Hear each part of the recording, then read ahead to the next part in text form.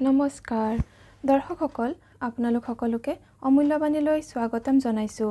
আজিৰ ভিডিঅ'টোৰ বিষয় হৈছে সকলো ধৰণৰ সমস্যা দূৰ, নিজৰ জীৱনৰ লগতে ঘৰৰ পৰা যিকোনো বেয়া শক্তি দূৰ কৰিবলৈ আৰু মুখ লগা বা নজৰ লগা দূৰ কৰিবৰ বাবে আজি এটা বিশেষ সৰু আৰু শক্তিশালী উপায় আপোনালোকলৈ আগবঢ়াইছো।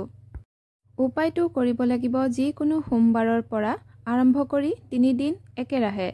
আপুনি ল'ব লাগিব দুয়োখন হাততে অলপ অলপ নিমখ, তাৰ পিছত মুঠি মাৰিব দুয়োখন হাতৰ। এতিয়া আপুনি যিজন ভগৱানক পূজা কৰে, যাকেই আপুনি ভাবে বা যাকেই আপুনি পূজা কৰে তেওঁকেই ভাবিব লাগিব 5 মিনিটৰ বাবে।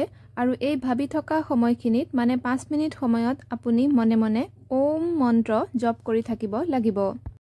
5 মিনিট এইদৰে ওম মন্ত্ৰ জপ কৰা হ'লে আপুনি হাতৰ পৰা নিমখখিনি বেচিনত থৈ দিব আৰু পানী ঢালি দিব।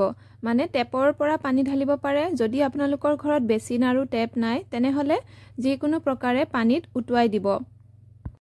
এই উপায়টো সোমবাৰৰ পৰা আৰম্ভ কৰি 3 দিন একেৰাহে কৰিলে, মানে সোম মঙল বুধ 3 দিন একেৰাহে কৰিলে জীৱনৰ পৰা সকলো সমস্যা দূৰ হোৱাৰ লগতে বেয়া শক্তি দূৰ হয় আৰু মুখ লগা নজৰ লগাও দূৰ হয়। দৰ্শকসকল আজিৰ ভিডিঅ'ৰ ইমানতে সামৰণি মাৰিছো। ধন্যবাদ।